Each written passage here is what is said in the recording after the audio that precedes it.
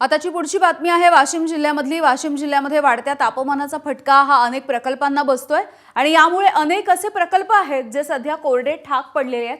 पाणी पुरवठा करणारे जलस्रोत आटले।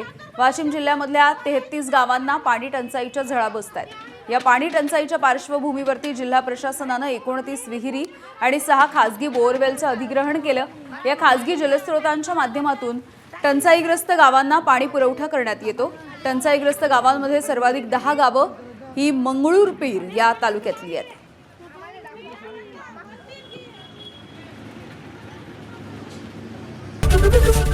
एबीपी माझा, उघडा डोळे बघा नीट।